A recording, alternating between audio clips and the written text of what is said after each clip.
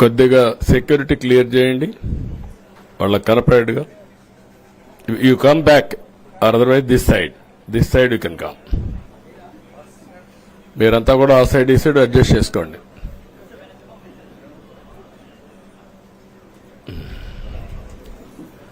ఏంటి బాగున్నారంతా? మీకు ఫ్రీడమ్ వచ్చింది, ముందు స్వాతంత్రం మీకు వచ్చింది, మాకు కాదు. మీ తర్వాత ప్రజలకి. Okay, good. మళ్ళీ ఢిల్లీకి వెళ్తున్నా ఈరోజు. వెళ్లే మునుపు మీ అందరితో మరీ మాట్లాడకుండా పోతే ప్రజలతో మాట్లాడలేం కదా. మీతో మాట్లాడితే ప్రజలతో మాట్లాడినట్టు. ఎలక్షన్ అవుతారు, నిన్నంతా బిజీగా ఉన్నా కాబట్టి ఒక 2 నిమిషాలు మీకు చెప్పి తద్వారా ప్రజలకు చెప్పేద్దామన్న ఉద్దేశంతో ఈ కార్యక్రమానికి శ్రీకారం చుట్టాను. ముందు మీడియాకి, అదే మరి రాష్ట్ర ప్రజలందరికీ ధన్యవాదాలు. శిరస్సు వంచి నమస్కారాలు తెలియజేస్తున్నా. ఎందుకంటే నా సుదీర్ఘమైన రాజకీయ యాత్రలో ఈ 5 సంవత్సరాలు చూసిన ప్రభుత్వాన్ని నేను ఎప్పుడూ చూడలేదు. ఒక రంగం అని కాదు, ఒక వ్యవస్థని కాదు, ప్రజాస్వామ్య వ్యవస్థలన్నీ ఏ విధంగా ఇబ్బంది పడ్డాయో, ఏ విధంగా నిర్వీర్యం చేశారో మనం అన్ని చూశాం. అయితే మా ధ్యేయం ఒకటే, ప్రజలు గెలవాలి, రాష్ట్రం నిలబడాలి. దీనికోసం ఎన్ని త్యాగాలైనా సరే చేసి మళ్లీ భావి తరాల భవిష్యత్తు కోసం ముందుకు పోవాలని చెప్పి వెళ్ళాం. నేను చాలా ఎన్నికలు చూశాం. 10వ ఎన్నిక నిన్న. అంటే ఇన్ని ఎన్నికలు చూసినా, అంటే ఎన్నికలు చూడడమే కాకుండా ఈ ఎన్నికలన్నీ at the helm of affairs ఉండి ఎప్పటికప్పుడు సమీక్షలు గాని ఇవన్నీ నిర్వహించడం కూడా చేశాం. రాజకీయాల్లో ఒడికిదుడుకులు సాధారణంగా ఉంటాయి. ఎవరు శాశ్వతం కాదు. దేశం శాశ్వతం, ప్రజాస్వామ్యం శాశ్వతం, రాజకీయ పార్టీలు శాశ్వతం, అధికారం అశాశ్వతం. రాజకీయ పార్టీలు కూడా సక్రమంగా ఉంటే మళ్లీ ప్రజలు ఆదరిస్తారు. లేకపోతే రాజకీయ పార్టీలు కూడా చాలా పార్టీలు కనుమరుగైపోయినాయి. వ్యక్తులు కనుమరుగైపోయారు, రాజకీయ పార్టీలు కనుమరుగైపోతాయి. కానీ ఇంత హిస్టారికల్ ఎలక్షన్ నేను ఎప్పుడు చూడలా. నా జీవితంలో చాలా ఎలక్షన్స్ ఫేస్ చేస్తే కానీ వేవ్ కనపడేది, వ్యతిరేకత కనపడేది. కానీ ఈ ఎలక్షన్లో ఎక్కడో అమెరికాలో ఉండే వ్యక్తి ఒక 5 లక్షలు 10 లక్షలు ఖర్చు పెట్టుకొని నేను రావాలి, ఓటేయాలి, రాష్ట్రం నిలబడాలి, ప్రజలు గెలవాలి అనే ఆవేదనతో వచ్చారు. ఎక్కడో పక్క రాష్ట్రాల్లో ఎక్కడో కడుపు నిండడం కోసం కూలి పనులకైనటువంటి వ్యక్తులు, పాచి పనులు చేసుకునే వ్యక్తులు సొంత డబ్బులు పెట్టుకొని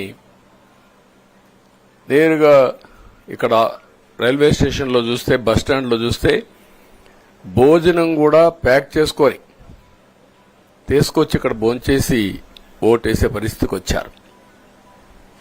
ఈ కమిట్మెంట్ ని ఏ విధంగా వర్ణించాలో నాకైతే అర్థం కాదు. ఏ విధంగా వాళ్ళని అభినందించాలో కూడా అర్థం కాని పరిస్థితి. అనేక ఎన్నికల్లో అనేక అనుభూతులు చూశాం. కానీ మేము అన్ని ఎన్నికల కంటే ఇది ఒక తెలుగుదేశం పార్టీ చరిత్రలో, ఆంధ్రప్రదేశ్ రాష్ట్ర ప్రజల చరిత్రలో సువర్ణాక్షరాలతో లిఖించదగ్గ ఎన్నిక. ఇది ఒక హిస్టారికల్ ఎన్నిక. ఆగస్టు క్రైసిస్ తర్వాత, ఎన్టీ రామారావు గారు పార్టీ పెట్టిన తర్వాత 83లో మేము గెలిచాం. అప్పుడు 200 సీట్లు వచ్చాయి. కొత్తగా పార్టీ పెడతానే ఎన్నికలకు వెళ్లి 9 నెలలు అధికారంలోకి వస్తే 200 సీట్లు వచ్చాయి.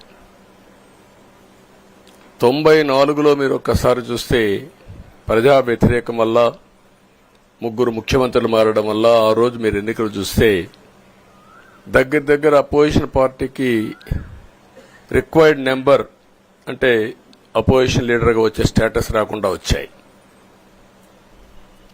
అవన్నిటిని వర్పించే విధంగా ఈసారి ఊహించని విధంగా వచ్చింది. అంటే దానికి కారణాలు నేను ఎక్కువ చెప్పక్కర్లేదు, అనుభవించిన ప్రజలకే అర్థమవుతుంది. ఎప్పుడైనా సరే ప్రజాస్వామ్యంలో ప్రాథమిక హక్కు మాట్లాడే స్వేచ్ఛ. ఆ స్వేచ్ఛనే కోల్పోవాల్సి వచ్చింది. అదే కాదు, బ్రతికే స్వేచ్ఛ, ఆస్తులు పెట్టుకునే స్వేచ్ఛ, ఇవన్నీ కోల్పోయే పరిస్థితి వచ్చింది. అందుకే మీరు చూస్తే మొన్న ఎలక్షన్లో సరే ఏ విధంగా మేమందరం కలిశాం అవన్నీ మాకంటే ముందు మీకే తెలుసు. కలిసినప్పుడు ఎవ్రీ ఈవెంట్ ఇవి వేదిక నుంచే ప్రారంభించాం. అక్కడి నుంచి ముందుకెళ్ళాం. ఆ రోజు చెప్పాం, ఈ రోజు ఒకటి చెప్తున్నాం. మా ఆలోచన ప్రజలు గెలవాలి, రాష్ట్రం నిలబడాలి. అంతవరకు సాధించగలిగాం. 55.38% ఓట్లు పడ్డాయి. దీంట్లో తెలుగుదేశానికి 45.60% పడ్డాయి. వైసీపీకి 39.37% పడ్డాయి. ఇది ఊహించినటువంటి ఒక్కొక్కసారి 95,000 మెజారిటీ. ఒకప్పుడు నేను చార్మినార్ ఎగ్జాంపుల్ చెప్పేవాడిని. చార్మినార్ అంటే అక్కడ ఎంఐఎం కంచుకోట, అక్కడ ఎప్పుడు ఎక్కువ ఓట్లు వచ్చేటివి. ఆ తర్వాత కుప్పం, సిద్దిపేట పోటీ పడేటి రెండో స్థానానికి. అప్పుడు కూడా 70,000, 80,000, 50,000 కాడ ఆగిపోయేవాళ్ళం. ఈసారి 95,000, 94,000, మళ్ళా 92,000, 91,000. మంగళగిరి లాంటి కాన్స్టిట్యున్సీలు 91,000 మెజారిటీ. ఏ విధంగా అభివర్ణించాలో నాకైతే అర్థం కాదనమాట. అంతా ఇదెళ్లిపోయినాయి. ఇవన్నీ చూసిన తర్వాత ప్రజలు ఇచ్చిన తీర్పు మీరు చూస్తే అహంకారం, నియంతృత్వం, విచ్చలవిడితనం, ఏదంటే అది చేస్తాననుకుంటే ప్రజలు క్షమించే పరిస్థితులు లేరు. అదే ఈరోజు నిరూపించే పరిస్థితికి వచ్చారు.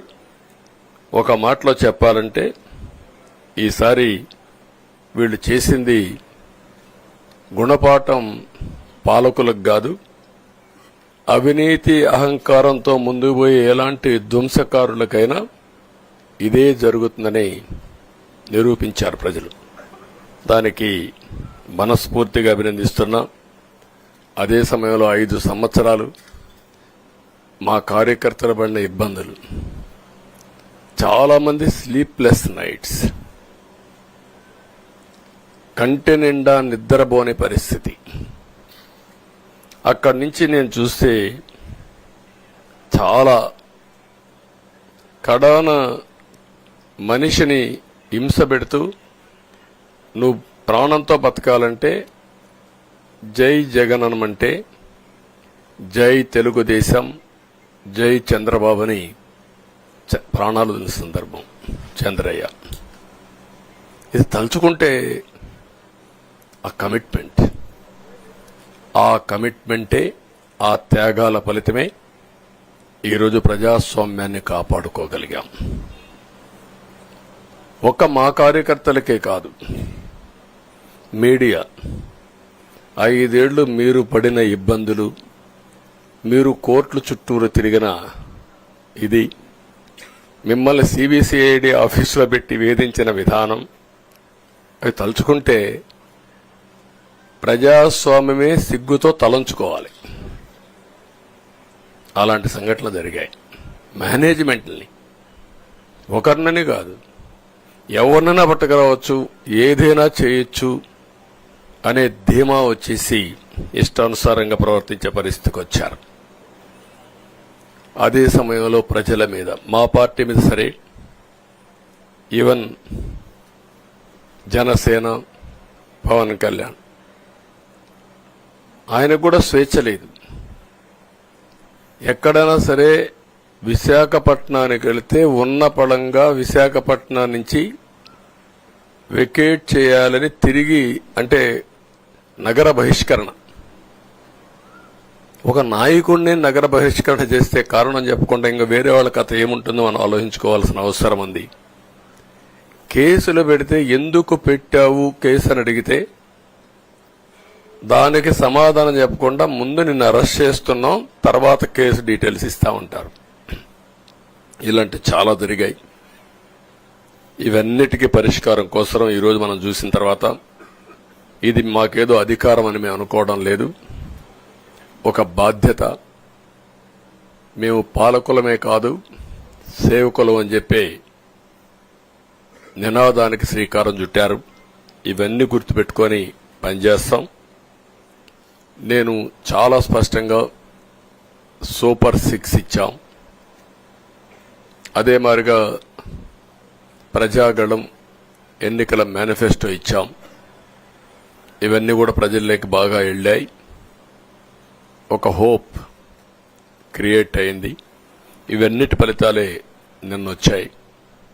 అదే మాదిరిగా మేము ఇక్కడ మీరు చూస్తే ఒక పక్క తెలుగుదేశం పార్టీ మొట్టమొదటిసారిగా పవన్ కళ్యాణ్ గారు ప్రభుత్వ వ్యతిరేక ఓటు చేరడానికి వీలు లేదు, ఈ రాష్ట్రంలో మళ్ళా ప్రజాస్వామ్యాన్ని గాని ఈ రాష్ట్రాన్ని కాపాడుకోవాల్సిన బాధ్యత ఉందని చెప్పి ముందుకొచ్చి ఈ యొక్క కూటమికి బీజం వేశారు. వారిని మనస్ఫూర్తిగా అభినందిస్తున్నాం. ఆ తర్వాత బీజేపీ కూడా ఈ కూటమిలో భాగస్వాములయ్యి ముగ్గురం కూడా మీరు ఒక్కసారి ఆలోచిస్తే ఒకరు ఎక్కువ ఒకరు తక్కువ కాకుండా ముగ్గురం కలిసి పనిచేశాం. బేషిజాలు ఎక్కడా లేకుండా మేము ఏదైతే చెప్పామో ప్రజలు గెలవాలి, రాష్ట్రం నిలబడాలి, దీనికోసం పై స్థాయి నుంచి ఢిల్లీ నుంచి వచ్చినటువంటి బీజేపీ నాయకులు గాని, ప్రధానమంత్రి అమిత్ షా గారు గాని, ఇక్కడుండే పవన్ కళ్యాణ్ గాని, తెలుగుదేశం పార్టీ కేంద్ర నాయకత్వం నుంచి కింది వరకు అందరం కూడా ఒక ట్రూ స్పిరిట్ తో పనిచేశాం. 175 అసెంబ్లీలు, 25 అసెంబ్లీలు అన్ని పార్టీలకు సంబంధించిన సీట్లుగా ఎన్డీఏలో భాగస్వాములుగా ఒక బాధ్యతతో ముందుకు పోయాం. అందుకే ఈ అనూహ్యమైనటువంటి విజయాన్ని సాధించగలిగాం. ఇక్కడి నుంచి బాధ్యత ఉంటుంది. ఆ బాధ్యతని ఏ విధంగా చేయాలనో అవన్నిటి కూడా ప్రణాళికలు తయారు చేసుకుంటాం. అంటే ఈ 5 సంవత్సరాలు జరిగిన విధ్వంసం మీరు ఒకసారి చూసిన తర్వాత ఇది ఒక 30 సంవత్సరాలకు ఎంత డ్యామేజ్ చేయాలనో అంత డ్యామేజ్ జరిగింది. వ్యవస్థలు విధ్వంసమయ్యాయి. మొత్తం ఎకానమీ కుప్పగూలిపోయింది. అప్పులైతే ఎంత చేశారో ఇంకా లోతు పోతే తప్ప మనకు తెలియదు. ఎక్కడెక్కడ చేశారో ఏమేం చేశారో తెలియదు. ఇంకొక పక్క ఎక్కడికక్కడ సహజ సంపద, ఒక శాండ్ కావచ్చు, మినరల్ వెల్త్ కావచ్చు, లేకపోతే ఏదంటే అది ఇంకా మాకు అడ్డే లేదు, ఏమైనా చేయగలుగుతాం, ఎవరైనా అడ్డొస్తే తొలగించుకుంటా పోతామనే ధీమాతో ముందుకు పోయారు. కొంతమంది భయపడి రాలేకపోయారు, ఎదిరించలేకపోయారు. నా కళ్ల ముందర ఒక రైతు చూస్తే ఆ పొలం పక్క నుండి ఇసుక తీసేస్తే అక్కడ భూగర్భ జలాలు ఉండవు, వ్యవసాయానికి నీళ్లు కూడా కొరత వస్తుంది, పక్క నుండే పొలాల్లో కూడా నీళ్లు ఉండవు. కానీ మాట్లాడే సాహసం చేయలేకపోయాడు. ఆయన కళ్ల ముందర ఆయన పొలంలో మట్టి తీసుకుపోతా ఉంటే ఎదిరించలేని నిస్సహాయ స్థితికి వచ్చాడు. మా వాళ్లు పోతే హౌస్ అరెస్టులు చేశారు. ఇవన్నీ చెప్పుకుంటూ పోతే ఒకటి కాదు, చాలా జరిగాయి. అవన్నీ కూడా ఏ విధంగా చేయాలనో చేస్తూనే మళ్లీ వ్యవస్థలన్నీ కూడా పునరుద్ధరించాల్సిన బాధ్యత ఉంది. అదే మరిగా మాకు ఒక 4-5 రోజులు ఇవన్నీ చూసిన తర్వాత డెప్త్కి పోయిన తర్వాత మీరు పేపర్లో రాసినట్టు గాని మేము మాట్లాడినట్టు గాని ఒక లెవెల్లో ఆగిపోయినాయని నా ఉద్దేశం. ఎందుకంటే నేను రాజకీయాలు 40 ఏళ్లు చూశాను. ప్రభుత్వాలను మేము అధికారం ఉన్నప్పుడు చూశాను, బాగు చేసి మళ్ళా అపోజిషన్కి వస్తానే వీళ్ళు నాశనం చేస్తే మళ్లీ నేను అధికారంలోకి వస్తానే దాన్ని బాగు చేయాలంటే ఎన్ని కష్టాలు ఉన్నాయో నేను చూశాను. ఒకప్పుడు పవర్ సెక్టర్ మీరు చూస్తే కరెంట్ ఎప్పుడు వస్తుందో ఎప్పుడు పోతుందో తెలియని పరిస్థితి నుంచి హైదరాబాద్లో విద్యుత్ సౌధ దగ్గర రాఘవరెడ్డి ఉండేవాడు, కమ్యూనిస్ట్ లీడర్. నల్గొండ నుంచి రైతులను తీసుకొచ్చి సమ్మర్ వస్తే అసెంబ్లీ ఏప్రిల్లో ఉంటే గొడవలు సగం టైం మేము కరెంటు కొరతపైనే చర్చించేవాళ్ళం. That were the days. అలాంటిది నేను 1999 నుంచి పవర్ సెక్టర్ రిఫార్మ్స్ తీసుకొచ్చి 2004కి సర్ప్లస్ బాధ్యతతో క్వాలిటీ పవర్ ఇవ్వడం మొదలుపెట్టాం. 2014కు మళ్లీ 22 మిలియన్ యూనిట్లు ఆంధ్రప్రదేశ్లో కొరత కరెంటు. వ్యవస్థలన్నీ నిర్వీర్యం అయిపోయినాయి. తర్వాత మళ్లీ సెట్ చేసి 2 నెలలు 3 నెలలు కరెంటు కొరత లేకుండా చేసి వ్యవస్థలన్నీ పటిష్టంగా చేసి సోలార్ విండ్ తీసుకొచ్చి కాస్ట్ తగ్గిస్తే ఇప్పుడు మీరు చూశారు ఎంత పవర్ ఛార్జెస్ పెంచారు. 9 సార్లు పెంచారు. ఎందుకు పెంచారో నోబడీ నోస్. దానికి రీజనే లేదు. ఇప్పుడు ఎక్కడుందో దాన్ని ఎత్తుక్కుంటే ఎంత లోతు పోయిందో కూడా తెలియదు. దాన్ని ఏ విధంగా రిపేర్ చేయాలి, ఎంత డబ్బులు తెచ్చారు, ఏ పేరుతో తెచ్చారు, అవన్నీ ఒక వ్యవస్థను కాదు, సంబంధం లేని వ్యవస్థతో డబ్బులు తీసుకొచ్చి సంబంధం లేని డిపార్ట్మెంట్కి ఇచ్చారు. ఇలాంటి చాలా ఉన్నాయి. అవన్నీ ఇన్ కోర్స్ ఆఫ్ టైం మీకు కూడా చెప్తాం. అల్టిమేట్ గా ఇదేదో మేము అధికారం అంటే జుబిలియంట్ గా బ్రహ్మాండంగా ఉందనుకోవడానికి కాదు. ఒక బాధ్యతతో మా మీద ఎంత నమ్మకం పెట్టుకున్నారో ఈ ప్రజల్ని మళ్లీ ఒక దారి చూపించే మార్గం మేము చూపిస్తాం. ఇంకొక పక్కన మీరు ఒకసారి ఆలోచిస్తే ఇదే అసెంబ్లీలో నాకు, మా కుటుంబానికి, మా మిస్సెస్కి జరిగినటువంటి అవమానానికి నా జీవితంలో ఎప్పుడూ బాధపడలా. నా మీద బాంబులతో దాడి చేసినప్పుడు కూడా వీరోచితంగా ఎదుర్కొన్నా. 2003 సెప్టెంబర్, అక్టోబర్ నాకు ఇప్పటి కూడా జ్ఞాపకం. ఆ రోజు నా మీద బాంబులు చేసినప్పుడు చాలా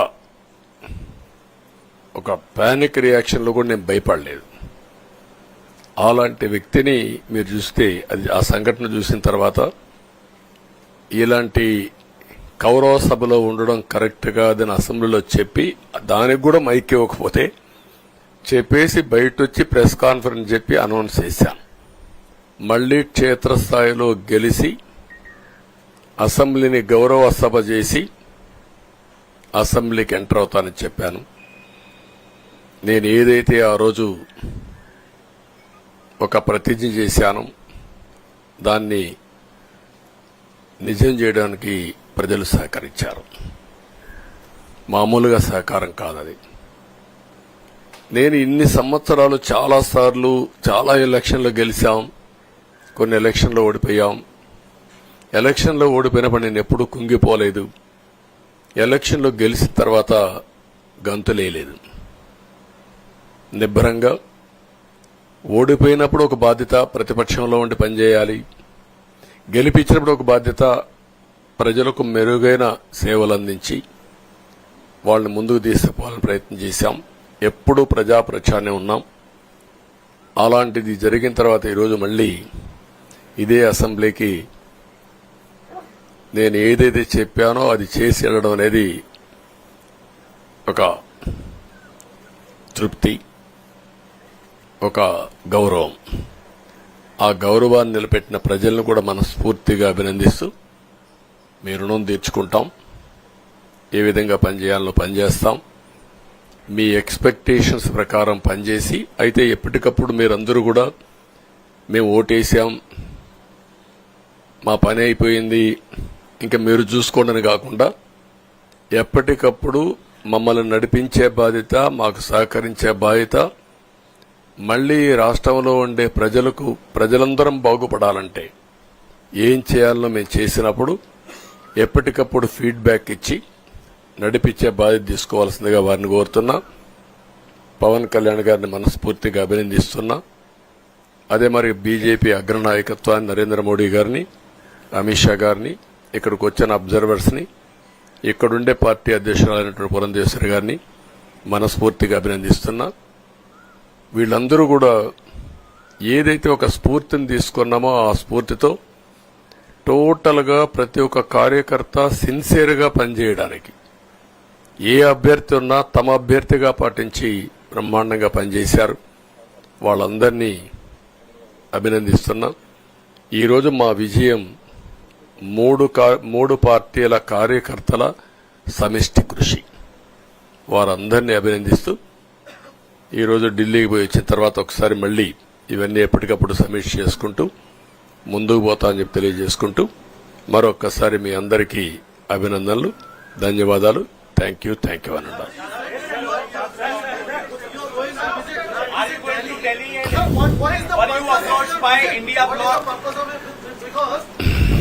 No, don't bother. No, hear me, I say. You are very loud.